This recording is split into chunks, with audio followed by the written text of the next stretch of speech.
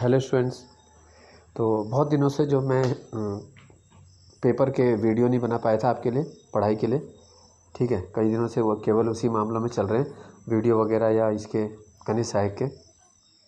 तो आज आपके लिए 50 क्वेश्चन मैं लेके आया हूँ और कोशिश करूँगा अब इसे नियमित रखा जाए, ठीक है। 50 क्वेश्चन है और आज जो है वो संविधान से जुड़े हुए प्रश्न हैं आपके, ठीक है। तो देख लेते हैं। पहला प्रश्न इसमें, इल्बर्ट बिल कब लाया गया था? तो ये लाया गया था 1883 फरवरी में ये बिल आया था, इल्बर्ट बिल। नेक्स्ट है बेरूवाड़ी राज्य, तो इसमें टिक भी लगा हुआ है, ठीक है। तो क्वेश्चन सुन के आप देख सकते हो कि आपका ये क्वेश्चन आपको पहले से आता है या नहीं आता। बेरूवाड़ी राज्य क्षेत्र जो था उसको किस संविधान संशोधन के द्वारा पाकिस्तान को सौंप दिया गया था? तो ये था 9वां संविधान संशोधन भारतीय संविधान में।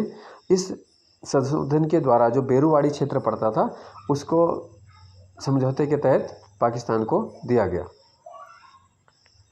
फिर है, देश में स्वतंत्रता के समय कितनी देशी रियासतें मौजूद थी?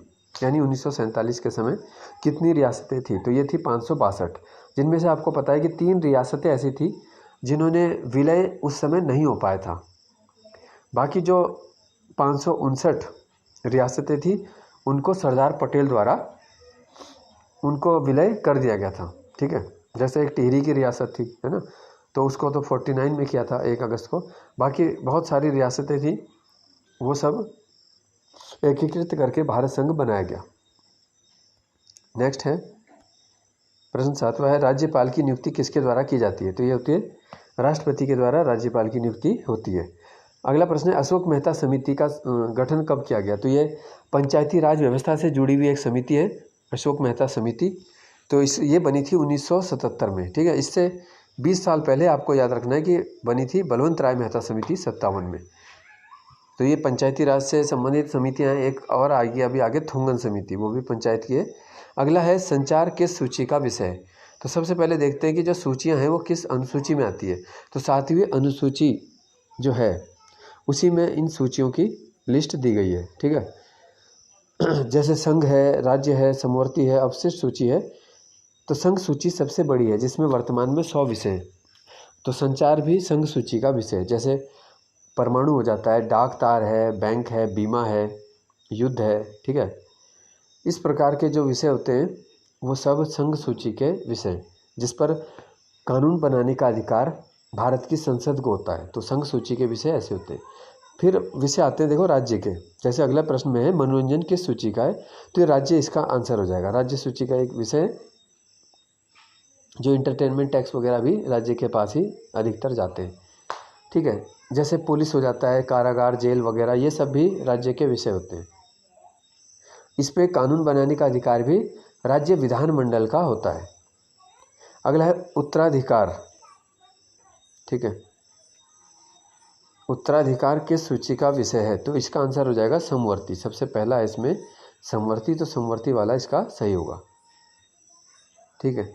ऐसे विषय होते हैं जिस पर कानून बनाने का अधिकार भारत की संसद को भी है और राज्यों की सरकारों को भी है, राज्यों के विधानमंडल को भी है। तो वो विषय समवर्ती में रख दिए जाते हैं। जैसे विवाह है, विवाह विच्छेदन है ना। अगला प्रश्न इसी का है, देखो विवाह किस सूची में? तो विवाह है समवर्ती सूची में। इसके अलावा शिक्षा हो गया, वन हो गया, ये सब किसमें? कॉन्करेंट यानी समवर्ती में, जिसमें कानून बनाने का अधिकार दोनों को है, संसद को भी और राज्य के विधानमंडलों को भी। फिर आता है पीके थुंगन समिति, ये 1988 में बनी थी, ये भी पंचायती राज व्यवस्था से जुड़ी है। 14वां प्रश्न है, इसमें 50 प्रश्न हम आज देखेंगे जो कि आपके हल हैं सारे। और ये क्वेश्चन में आपको संविधान से या राज्य व्यवस्था से जुड़े हुए प्रश्न हैं। अगला है, भारत सरकार को कानूनी मामलों में परामर्श कौन देता है? या कह सकते हैं कि भारत सरकार का सबसे बड़ा विधिक सलाहकार कौन होता है? इसी प्रकार से क्वेश्चन को अलग ढंग से भी पूछा जा सकता है। एक प्रश्न को पूछने के कई तरीके होते हैं, एग्जामिनर किस ढंग से उसको पूछता है। तो इसलिए बुकिश लैंग्वेज जो होती है, कई बार क्योंकि कोई भी विद्यार्थी देखो सीधा पढ़ता है क्वेश्चन को, है ना। जब आप पढ़ रहे होते हैं तो आप सीधे पढ़ते हैं, लेकिन वहाँ पे भी हमें उनकी लैंग्वेज भी आनी चाहिए, क्या वो पूछना चाह रहे हैं। तो ये महान्यायवादी जो होता है वो सबसे बड़ा कानूनी मामलों में परामर्श देने वाला होता है। अगला है, सरदार पटेल को पहला उप प्रधानमंत्री भी बनाया गया था भारत का। वो कब बने थे? 1947 में ही बने थे। तो भारत के पहले उप प्रधानमंत्री भी सरदार पटेल हैं। ठीक है, नेक्स्ट है अनुच्छेद 52 में क्या है, क्या प्रावधान है? तो राष्ट्रपति का प्रावधान है। पहला राष्ट्रीय आपातकाल कब लगा था? तो भारत चीन युद्ध के समय 26 अक्टूबर, आपको इसकी डेट भी नोट कर लेनी है अगर आपको नहीं मालूम है। ठीक है, भारत में 3 बार राष्ट्रीय आपातकाल यानी अनुच्छेद 352 का उपयोग किया गया। तो 26 अक्टूबर 1962 भारत चीन युद्ध के समय पहली बार राष्ट्रीय आपातकाल यानी कि अनुच्छेद 352 का उपयोग किया गया। ठीक है, अगर आपको इसमें तेज़ आवाज़ लगती है वीडियो में तो आप बोल सकते हो कि इसमें बता सकते हो, आपको कोई दिक्कत है तो। 18वां प्रश्न है स्थगन प्रस्ताव लाने के लिए कम से कम कितने सदस्य होने जरूरी होते हैं? ठीक है, तो 50 मेंबर अगर हों तो स्थगन प्रस्ताव ला सकते हैं। पंचायती राज शुरू करने वाला दूसरा राज्य कौन सा है? तो पहला राज्य था राजस्थान, नागौर में शुरू हुआ था, उसके बाद हुआ था आंध्र प्रदेश में।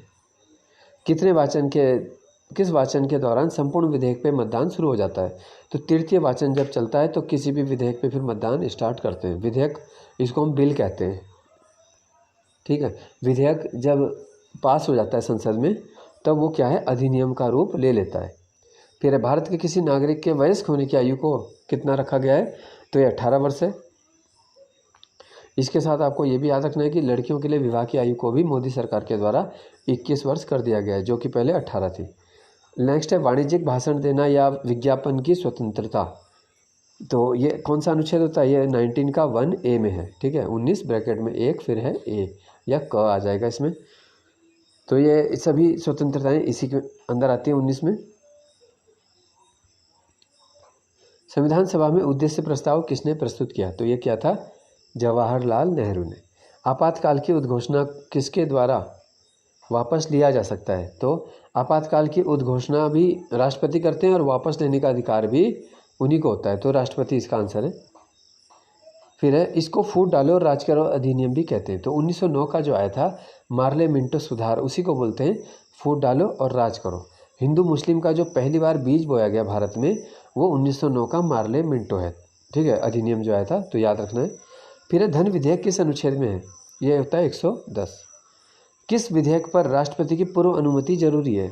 बहुत सारे ऐसे विधेयक होते हैं कि राष्ट्रपति की पूर्व अनुमति के बिना वे संसद में यानी कि सदन में, और सबसे ज़्यादातर होते हैं वो लोकसभा में प्रस्तुत होते हैं पहले। ठीक है, वहाँ से पास होने के बाद होता है राज्यसभा, फिर होता है राष्ट्रपति के हस्ताक्षर, फिर कोई विधेयक कानून बनता है, ये प्रक्रिया से गुजर के। तो जैसे धन विधेयक है, भूमि अधिग्रहण का कोई विधेयक है या कराधान का कोई विधेयक है, इन सब के लिए राष्ट्रपति की पूर्व अनुमति आवश्यक है, वरना ये विधेयक क्या है, प्रस्तुत नहीं हो सकते हैं। ठीक है, वैलिड नहीं होंगे। दिनेश गोस्वामी समिति का संबंध है चुनाव या निर्वाचन सुधारों से। अब आ गया 29वां प्रश्न है राष्ट्रीय मतदाता दिवस कब मनाते हैं? 25 जनवरी को। ठीक है, साथ ही साथ आपको ये भी बता देता हूँ कि भारत के जो पहले मतदाता हैं वो हिमाचल प्रदेश के श्याम शरण नेगी हैं, तो आप नोट भी कर सकते हो श्याम शरण नेगी, क्योंकि जब 1952 के आम चुनाव हुए थे तो कुछ कारणों के कारण हिमाचल में चुनाव पहले हो गया था थोड़ा, और उस पहले में भी श्याम शरण नेगी ने वोट डाला। तो इस प्रकार से वो भारत के आम चुनाव में वोट डालने वाले भारत के पहले वोटर हैं, और वे अभी तक जीवित हैं, और सारे जितने भी MLA और MP के चुनाव आज तक हुए हैं सब में उन्होंने वोट डाला। ठीक है, इसलिए अब क्या है कि जिलाधिकारी जो DM होते हैं उस क्षेत्र के, उस ज़िले के, तो वो उनको घर लेने जाते हैं और ढोल नगाड़ों के साथ उनको लेके आया जाता है सम्मानपूर्वक। ठीक है, अगला प्रश्न है नारियल दिवस। विश्व नारियल दिवस होता है 2 सितंबर। विश्व उपभोक्ता दिवस यह है 15 मार्च। तो आपको कमेंट में बताना है कि राष्ट्रीय उपभोक्ता दिवस कब है। ये तो विश्व का है 15 मार्च। तो प्रश्न कभी कभी क्या है कि हम जल्दी में पढ़ते हैं, आपने भारत का पढ़ा है, आपने लगा दिया, ठीक है, लेकिन आपने ढंग से नहीं पढ़ा, तो इसलिए 2 बार प्रश्नों को पढ़ें। खासकर जो विद्यार्थी जिन्हें अभी कम समय हुआ है, 6 महीने 1 साल हुआ है, तैयारी के क्षेत्र में समय कम ही कहलाता है। ठीक है, तो उनको विशेषकर क्या है कि बहुत सारे क्वेश्चन ऐसे होते हैं जो एक्सपीरियंस की वजह से गलत हो या सही हो जाते हैं। तो एक्सपीरियंस ज़्यादा है तो सही हो जाएगा, कम है तो गलत का चांस होता है। तो प्रश्न को आप 2 बार ध्यान से पढ़ो, फिर उसके ऑप्शन देखो, फिर उसमें डिसीजन लो। फिर है 32वां प्रश्न है विश्व हाथी दिवस। हाथी दिवस होता है 12 अगस्त। संविधान को किसके द्वारा लिखा गया? प्रेम बिहारी नारायण रायजादा। और संविधान की हस्तलिखित प्रति संसद भवन में है और उसके अलावा कहाँ है, तो यह है देहरादून में, याद रखना है आपको। सर्वे ऑफ इंडिया में सबसे पहले जो है, सर्वे ऑफ इंडिया में इस समय आपको पता है कि सर्वे ऑफ इंडिया का मुख्यालय इस समय देहरादून ही है, और वहीं पे इसकी एक कॉपी रखी हुई है जो कि प्रेम बिहारी नारायण रायजादा के द्वारा कैलीग्राफी लिपि में हाथ से लिखी गई थी। ठीक है, कहा जाता है कि नेहरू जी के सामने उन्होंने शर्त रखी थी कि अंतिम पेज पे उनका और उनके दादा का नाम, और प्रत्येक पेज के अंत में भी उनका नाम लिखा रहेगा। और इसको लिखने के लिए उन्होंने कोई फीस नहीं ली थी, केवल ये शर्त रखी थी कि उनका नाम भी आए। ठीक है, इसके बाद है 35वां प्रश्न, तारांकित प्रश्न पूछने के लिए कितने दिन पहले सूचना देनी जरूरी होती है, तो 10 दिन पहले, इसका आंसर है 10। लोकसभा में पहले स्पीकर जिनके विरुद्ध अविश्वास लाया गया, तो ये पहले वाले थे, जीवी मावलंकर। फिर प्रोटेम, जीवी मावलंकर पहले थे, इन्हें लोकसभा का पिता भी कहते हैं।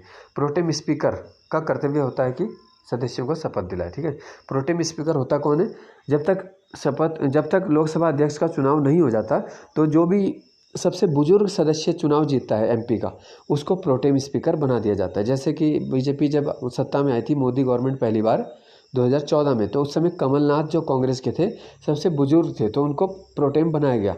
और फिर जब चुनाव हुआ तो फिर वास्तविक एक स्पीकर को चुन लेते हैं।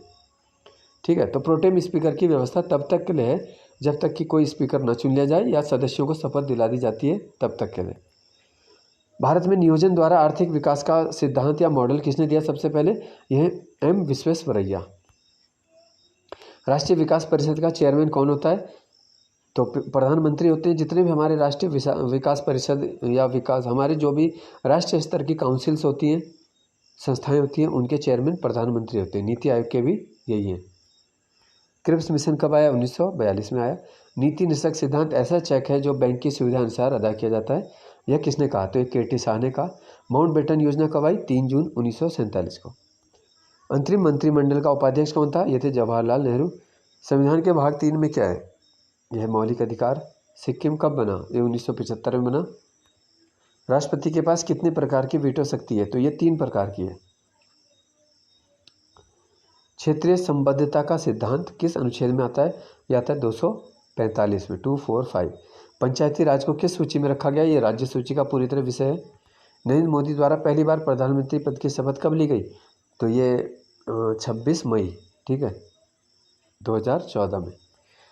ठीक, सुकन्या समृद्धि खाते में एक वर्ष में अधिकतम कितने रुपए जमा हो सकते हैं, तो कम से कम देखो 250 रुपये आप जमा कर सकते हो, एक साल में अकाउंट आपका बंद नहीं होगा।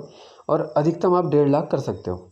ठीक है, 1.5 लाख लिमिट इसलिए रखिए, वरना लोग अपना क्या है, काला धन जो होता है ना, अतिरिक्त पैसा कमाया हुआ है, उसको छिपाने के लिए सुकन्या अकाउंट का इस्तेमाल कर सकते हैं। क्योंकि इसमें जब बालिका वयस्क होगी या उसका विवाह होगा या उसकी पढ़ाई के लिए ही निकाला जा सकता है, इसलिए 1.5 लाख सालाना की लिमिट रखी गई। अधिकतम आप इतना कर सकते हैं और कम से कम 250 रुपये। ठीक है, तो ये प्रश्न थे। कोई आपको इसमें से गलत लगता है तो आप कमेंट में बता सकते हो। कोई प्रश्न अगर लगता है कि गलत है, मैंने उसका आंसर गलत बताया, तो इसी प्रकार से आपके लिए 50-50 प्रश्नों की सीरीज़ लाई जाएगी।